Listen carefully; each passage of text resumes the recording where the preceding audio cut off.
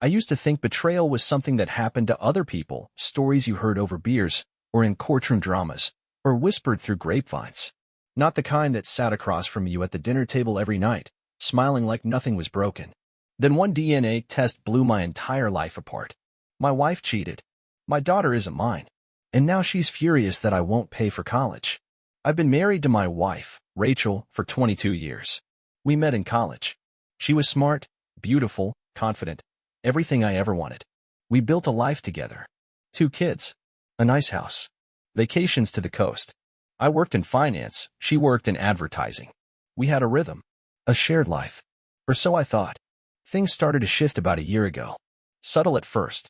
She started working later. Took more business trips. Got a new phone and was suddenly very private about it. No more leaving it face up on the counter. Always on silent.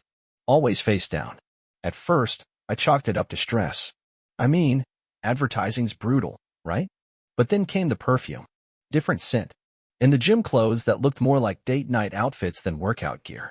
And then one night, I caught her in the hallway texting, smiling. One of those private, giddy smiles you only get when someone makes your heart skip. When she saw me watching, she nearly dropped her phone and muttered something about a meme from work. Red flag city. I didn't confront her immediately. I'm not the jealous type, and I'm certainly not the controlling kind. But my gut? It was screaming. And I learned long ago to listen to it. So I started observing. Watching. Gathering. It was little things at first. Uber receipts that didn't match the places she told me she was. Hotel points showing up on our shared credit card, even though she claimed she was just doing client dinners. And then, one day, I found a receipt for a $600 dinner in the glove box of her car. For 2. Candlelit rooftop place. Definitely not the kind of joint you go to with your coworkers. Still, I said nothing. Because I needed to be sure. Then came the big one. Our daughter, Emily, got accepted to NYU. She was over the moon. I was proud, emotional even. But something kept gnawing at me. I looked at her one day, and I don't know how to describe it, but it hit me like a punch to the chest. She doesn't look like me. Not even a little. I dismissed it at first. I mean, genetics are weird. But it wouldn't let go. So I did something I never thought I would. I ordered a paternity test. I didn't tell anyone.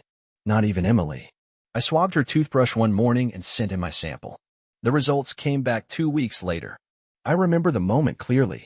I was in my office, hands shaking, heart pounding.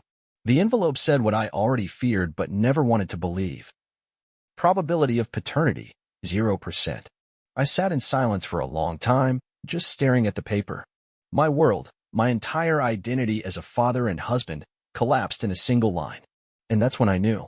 My wife had not just betrayed me, she had lied to our daughter her whole life. Raised her on a lie. And I had funded it. Loved her. Protected her. Called her my own. She wasn't mine. The weight of that moment is something I wouldn't wish on my worst enemy. I took the day off work. Sat in my car in a random parking lot for hours, just trying to process the reality that everything I thought I knew was false. That night, I went home. She was in the kitchen, humming like it was just another Tuesday. I said nothing. Ate dinner. Watched her smile and laugh like she hadn't detonated a nuclear bomb over our lives. But in my mind, I was already preparing for war. The next day, I scheduled a meeting with a lawyer. First thing in the morning. I didn't know what my endgame was yet. I just knew I needed someone in my corner. She listened. She didn't even flinch when I said, I want to know how to dismantle a marriage without setting fire to my own life. She nodded and said, then we do it clean. You collect everything. Emails. Receipts. Texts. We prepare for court, but we make it look like we're hosting brunch. So that's what I did. Quietly. Meanwhile, at home, I was the perfect husband. Played the role. Took out the trash. Kissed her goodnight. Held my tongue while she laughed at texts from the man she thought I didn't know existed. But inside, something broke. Or maybe hardened. A few nights later, I confronted her. Not with fire. Not with screaming. Just silence. We were sitting on the couch. She was scrolling on her phone, legs curled under her, glass of wine in hand. I was watching her like someone might study a stranger at a bar. Same body. Same voice. But someone else behind the eyes.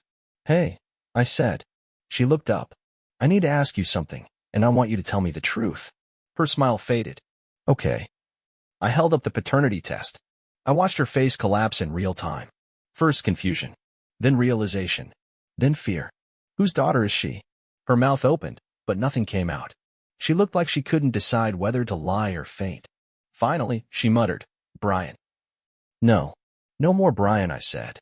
"You've had 18 years to come clean. You let me raise a child that wasn't mine. You let me love her, protect her, pay for her life while you smiled in my face. Tell me who her father is." And that's when the lies started unraveling. It wasn't just one guy. It started with a mistake at a marketing conference years ago. Then another. Then emotional connections she couldn't help. She told me I was never supposed to find out. She said she thought I'd be a better father than the biological one anyway. Like that was supposed to comfort me. "You let me build a family on a lie," I said. "You gave me a daughter that's not mine and a marriage that never existed. That wasn't a mistake. That was a choice." Then she tried to flip it. "She doesn't know. You'll destroy her if you tell her." "Please, Brian, she's your daughter in every way that matters." I stood up. She was. Until yesterday. I went upstairs, packed a bag, slept at a hotel. Next day, I had the locks changed and the joint accounts frozen. I filed for divorce. Cited fraud and infidelity. Let her get served at her office. Her little bubble burst with maximum arguments. She didn't take it well. She screamed, cried, begged, called me every name in the book. "You're throwing away our family," she shouted in the parking lot one night. And I just stared at her and said, "You threw it away 18 years ago. I'm just cleaning up the mess." Emily found out a week later. I didn't want her to, but she saw the paperwork, saw the name on the test, saw me sleeping in the guest room at my brother's place. She stormed into my life, crying and screaming, demanding answers. "You're still my dad," she said. "Why does biology matter now?" I didn't have an answer, not one that made sense to me. All I could say was, because I deserved to know. And then came the hardest line of all. "So you're not going to pay for college now?" "No," I said. "I'm not." She stared at me like I'd slapped her. I didn't ask to be good. I didn't like it. And she's right. She didn't. But the truth is, every time I see her now, I see her. The woman who wrecked my life. And as much as I wish it weren't true, I can't separate the two anymore. I still see a therapist. I'm not proud of how I handled every step. But I know one thing for certain. Love built on lies will always collapse. Eventually. When the news spread, it didn't just tear through our home, it rippled through everything we built. Our extended families, our circle of friends, even some of our colleagues. Secrets like this don't stay quiet, not when they've been kept for nearly 2 decades. Her parents were stunned. Her mother cried. Her father shook my hand and said, "I would have done worse, son." But it didn't matter. The damage was done. My wife, ex-wife, in the process anyway, spiraled. She moved out 2 weeks after she was served. I gave her exactly 24 hours to collect what she wanted from the house. I watched her pull out framed pictures and books and designer heels she bought with my money, packing them all into boxes like trophies from a life she never lived. The entire time, I didn't say a word. Then she had the audacity to leave a note on the kitchen counter. "This isn't how I wanted things to go. I hope one day we can be friends."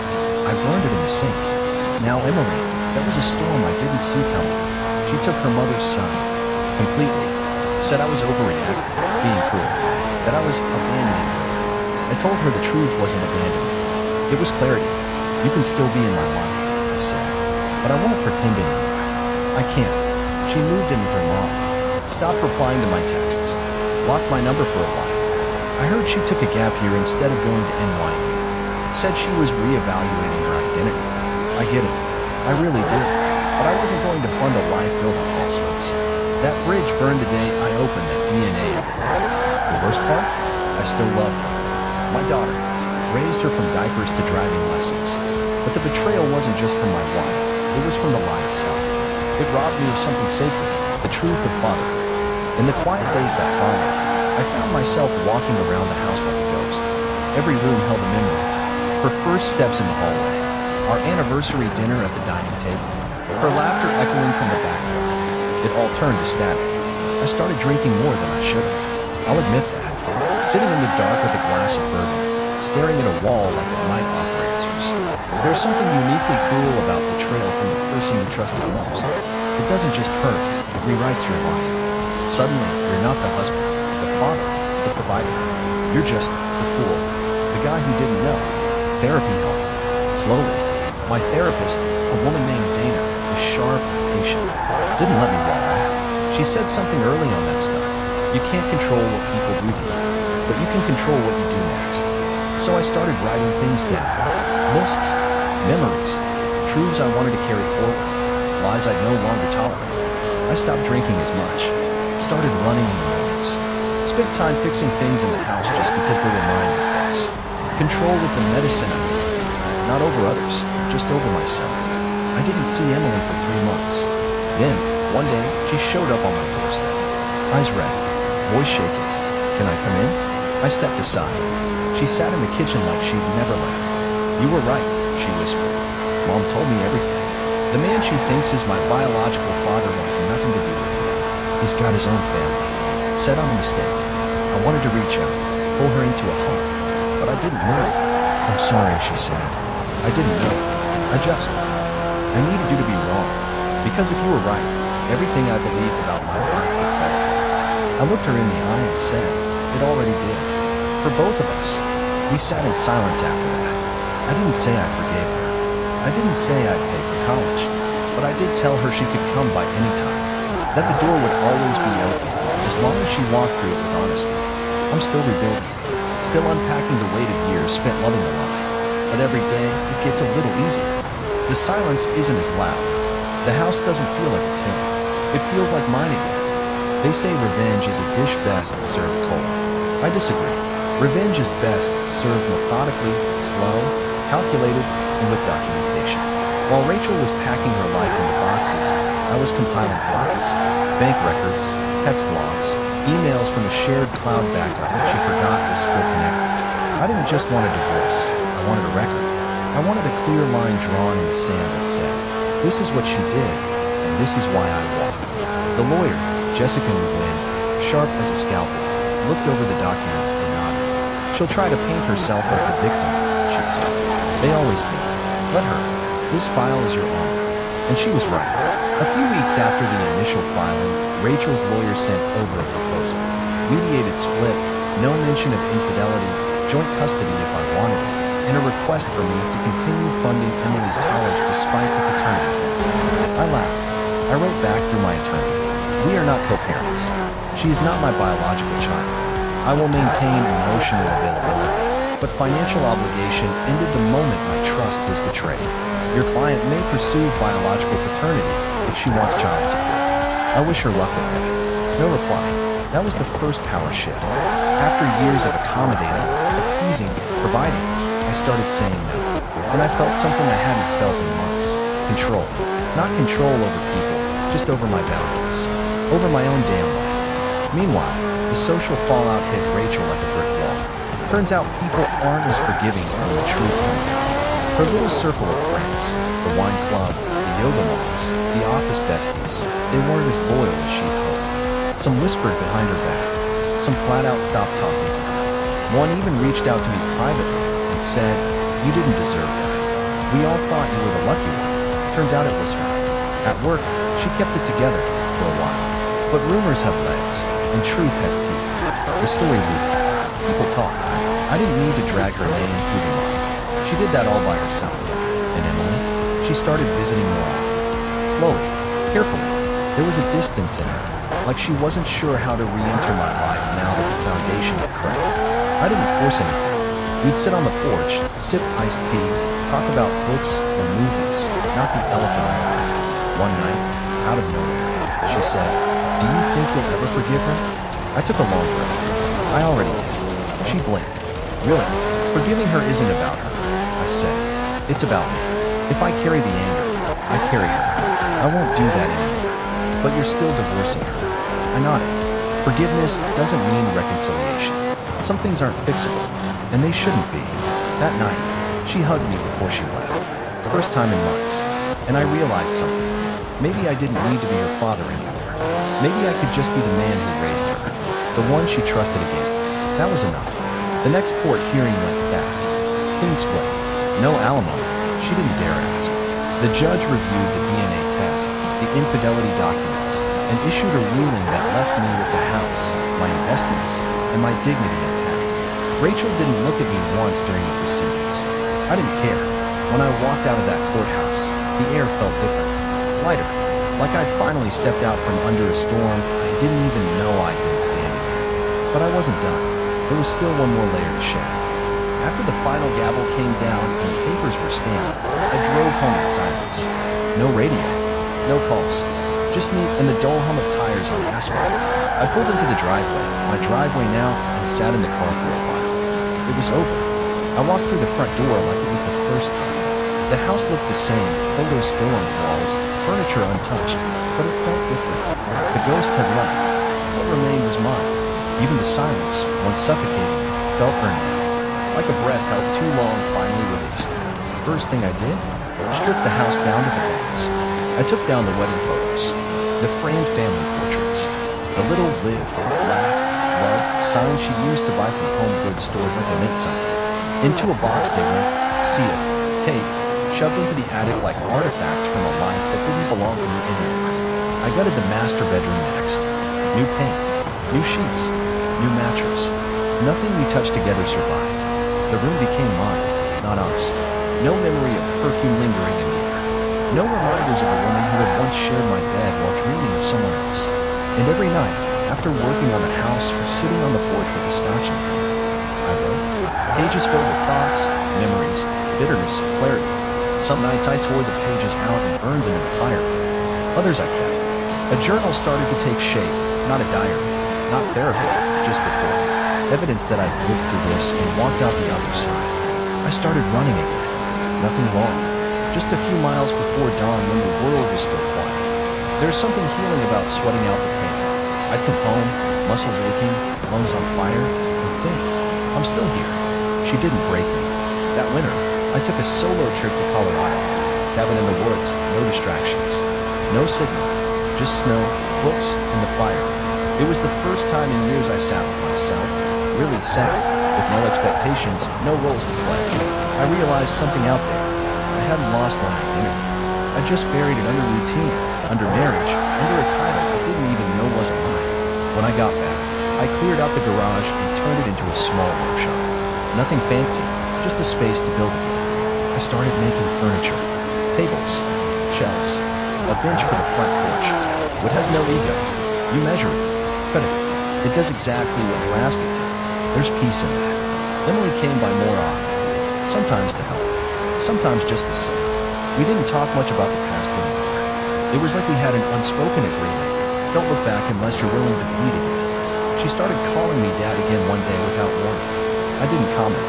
I just smiled. That was enough. As for Rachel, I heard through the grapevine that things weren't going well. Her new apartment was small.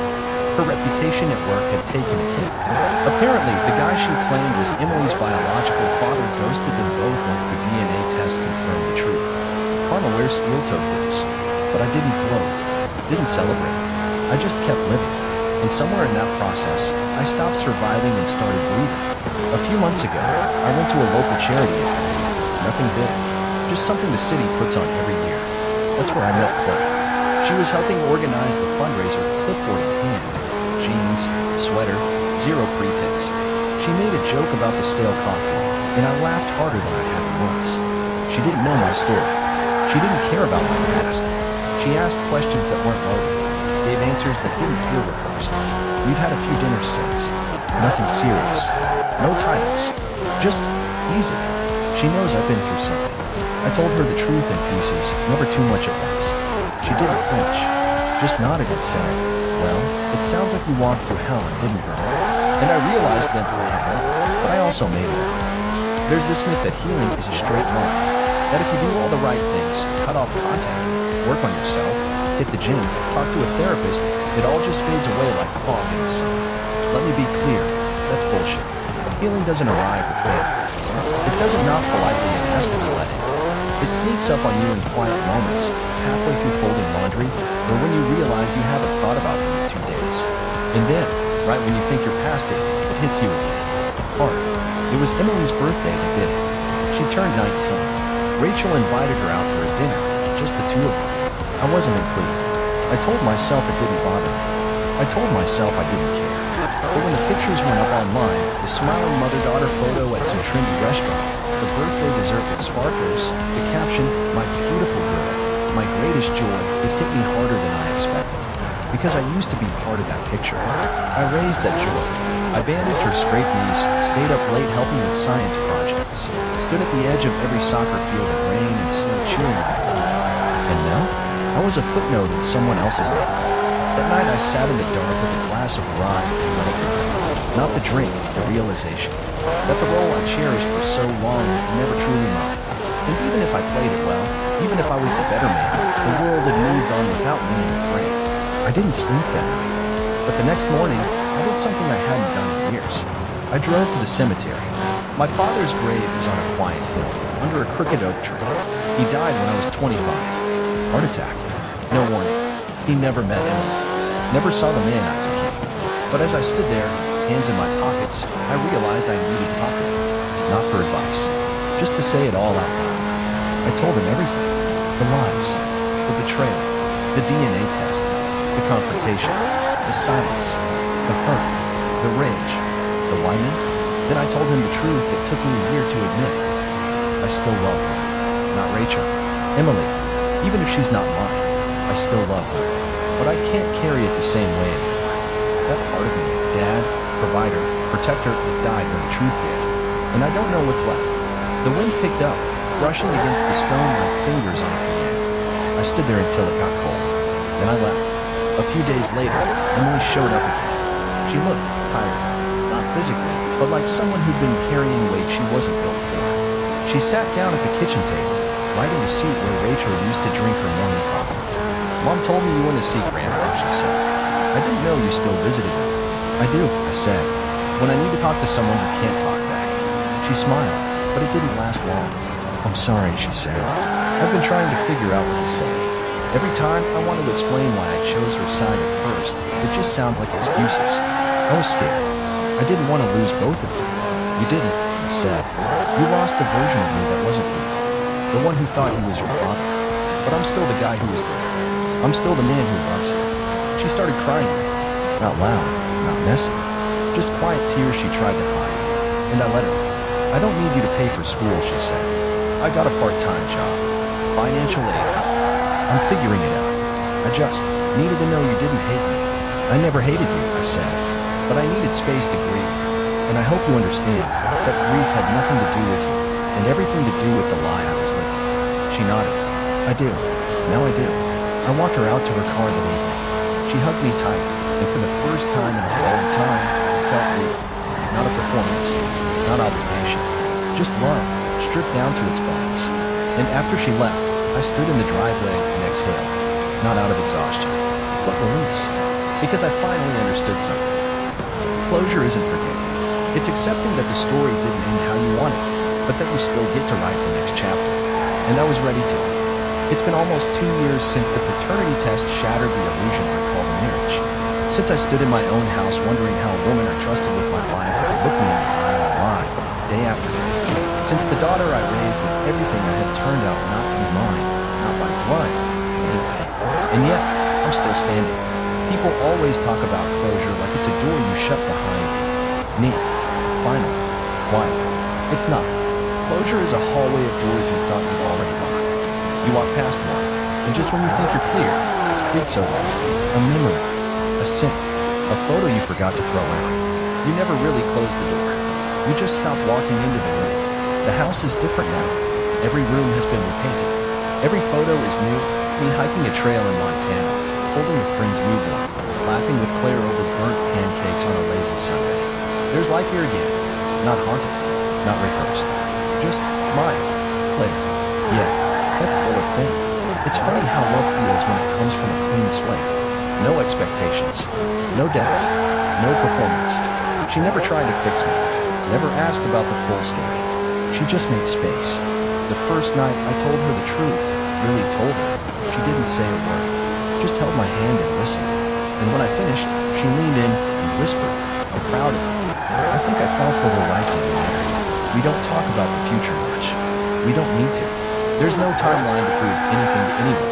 Just mornings with strong coffee and evenings with old records playing softly in the background. Emily? She comes by every Sunday now. Sometimes we cook. Sometimes we just sit. She brings her books, and I help with what I can. She's majoring in psychology. Says she wants to help people who've lived through trauma. Funny how life comes full circle.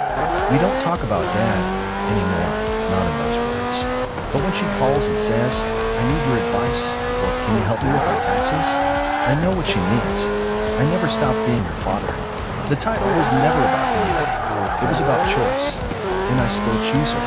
As for Rachel, I haven't seen her since the day the divorce was finalized. Occasionally, I hear updates from mutual friends, coworkers. Apparently she's dating someone new.